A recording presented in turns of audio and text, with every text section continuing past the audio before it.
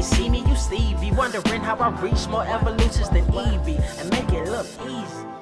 What is up, Earth's mightiest subscribers? It's Blerd without fear. Welcome back to the channel. All right, so today's video, we're gonna talk about a comic that I've been reading for quite some time, and I figured, you know what? Let's talk about it. And that is Killadephia, Volume 1, Sins of the Father, written by Rodney Barnes, with art by Jason Sean Alexander, and color by Luis Nunez de Castro Torres. So, if you couldn't tell based on the title alone, Killadephia is a comic that takes place in, you guessed it, Philadelphia. Killadephia, a common nickname for the city of Philadelphia, a nickname that references Philadelphia's long history of violent crimes as well as high murder rates, numbers in each of these categories that rank above the national average. This is a story that kind of plays with that narrative in a lot of different ways, and it's one of the things that points us in the direction of one of our leads, Detective James Sangster, a guy who looks eerily like Hollywood actor Phil Morris, and trust me, that is not a coincidence. It is very much by design, I imagine. But Detective James Sangster is investigating the increasing murders in Philly, as one might do. And while generally in straight up reviews, I usually try to avoid spoilers of any magnitude, but in this case, I am gonna give away a spoiler because I feel like you kind of can't really talk about the series in any serious fashion if you don't give away a little bit of the game. And I actually feel like this is probably the most non-spoilery spoiler that I could possibly give. And it's that when James Sangster is investigating some crimes in Philly, and more specifically in a tenement, he ends up running afoul of a nest of vampires. Now I'm going to right now, I'm not talking about those Anne Rice Interview with the vampires. I'm not talking about those Twilight vampires. No, I'm talking about some 30 Days of Night level vampires, like just straight up rabid vampires. They are not trying to seduce you or lull you into some false sense of security before they take advantage of you sexually and bite your neck. No, I'm talking about vampires whose only desire is to completely rip your throat out and drink all your blood. There's nothing sexy flexy at all about any of these vampires. They are literal, actual monsters, and they're not afraid to let you know that. Detective Sangster runs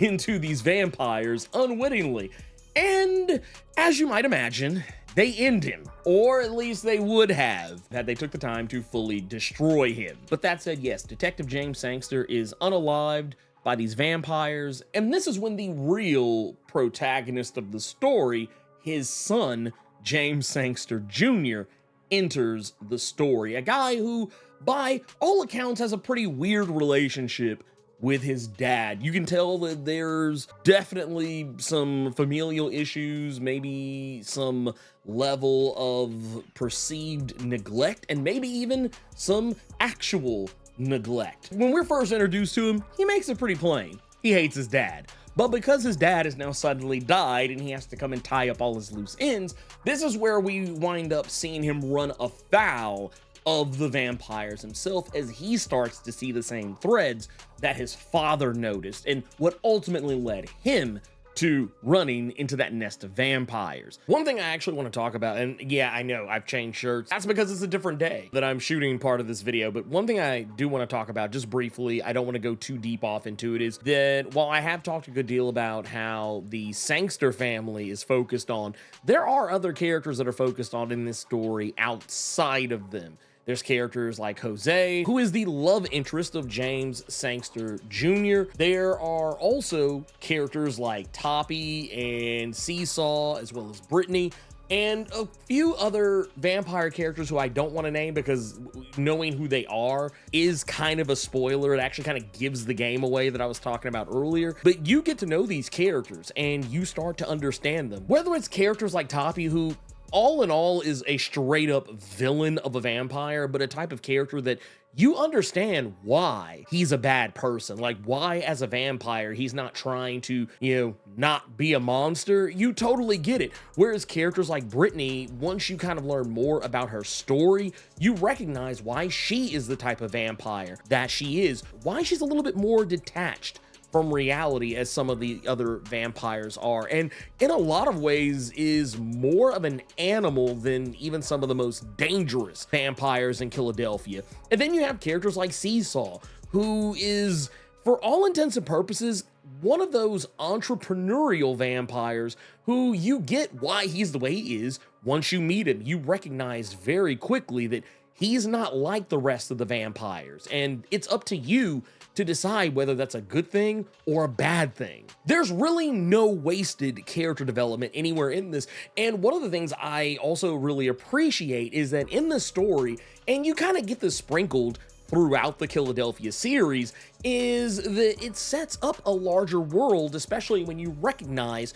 that the ex-girlfriend that James Sangster Jr. keeps alluding to is one who just so happens to have her own series called Nita Hawes' Nightmare Blog, a book that I do plan on doing a review for not too terribly far from now. So the real question is, how are vampires slowly taking over the city of Philadelphia and turning it into the titular Killadephia without anyone noticing? Well, I'm not at liberty to give that away. I actually don't want to give that spoiler away because I feel that's something that, regarding the plot of this, that I can most certainly say that by the time they do make the reveal, you will not have the answer on your Killadephia bingo card, and that is probably for the best. Now, with the benefit of hindsight, I can definitely say there were lots of signs and nods to what this was potentially going to lead up to. But yeah, I feel like it's one of those, just go into it cold, or at least as cold as possible, and just go from there. All that is to say, this book is not called Killadephia for no reason. Rodney Barnes is a guy who is not above commenting on themes from more than one perspective. If you've ever listened to his podcast, Run Fool, you might already be familiar with his style of storytelling. He's really good at crafting a narrative that might make you think that he's leaning one direction with the story he's trying to tell, and then as you follow the narrative along, you realize he's actually telling you something different, that like he's subverting your expectations, especially if it's coming from a place that maybe you aren't as familiar with. I always like to use the example of one of his episodes of his podcast Run Fool, where he's talking about Voodoo Village in my backyard of Memphis, Tennessee. And when I initially saw the title for it and saw that it was going to be about Voodoo Village, I was concerned at first that maybe he might try to sensationalize Voodoo Village and make it into something more than what it really was. And I should have known better because he's a smart guy. Why would he do that?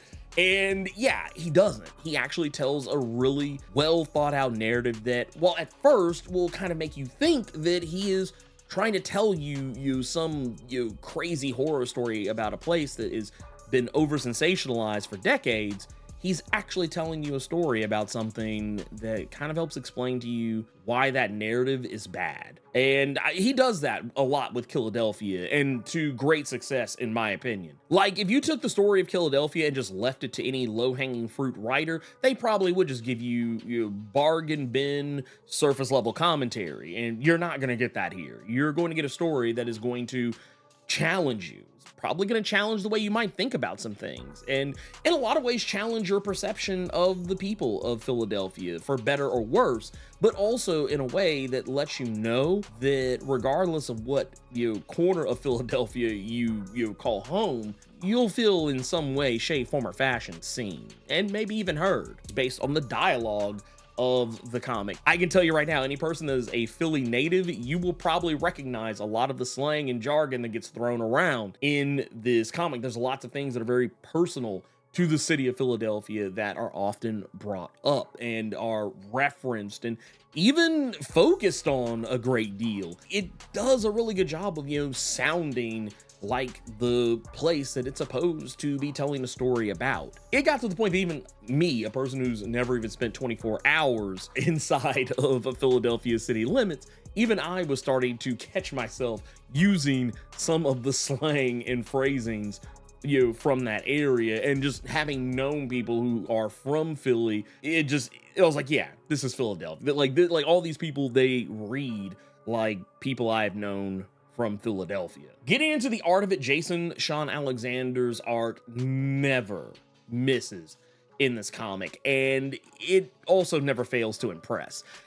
This is something that just helps improve the story on levels that art. I mean, while you could definitely say, well, yeah, the art always is going to improve the story, or you help you inform on the story, but this is just so intrinsically just tied to the story that, like, it feels like any other art style for this comic. Even up into the 30+ issues, he is still killing it, and he brings a sense of realism and intensity to this comic with the art that he provides, and it's a level of visceralness you just can't look away from. Like, the use of shadows and darkness, the way he's able to bring a photorealism to the characters, but also at the same time craft this stylized world around them that looks like something out of a ominous nightmare painting. It looks fantastic, and it can only be described in the expression chef's kiss. And the colors by Luis Nunez de Castro Torres are complementary in all the right ways. It brings an etherealness to Alexander's art, and almost an ethereal violence, you could say, to it. And when vampire shit pops off in this comic, you immediately get drawn into it. Like, there's just no way to not. And a lot of it is thanks to what Luis accomplishes against Alexander's raw art. All in all, this is a fantastic story that you should most certainly be reading. It's great. It's a story that begs the question, could you survive Killadelphia? And if you did, what is it that you were willing to do to get through it? And it does paint a picture a lot of times that feels incredibly impossible. A larger than life issue, a larger than life conspiracy that just seems insurmountable by even the most seasoned father-son duo of detectives, both undead and alive, could ever hope to try to solve. If it sounds like something you'd be interested in, there's an affiliate link in the description and pinned comment below, and you can even try out this QR code here if that suits your fancy. These will take you to Amazon, and if you choose to pick up Killadelphia, let me know what you think about it. You guessed it, obligatory channel outro time. If you're not subscribed to the channel, consider doing so. Clicking that subscribe button and tapping that notification bell ensures that you get more videos just like this one, and you don't miss any of my other content that I drop throughout the week, plus my live streams every Thursday and Saturday. And if you enjoyed the video, make sure you click that like button, keep it plus ultra, and sound off in the comments.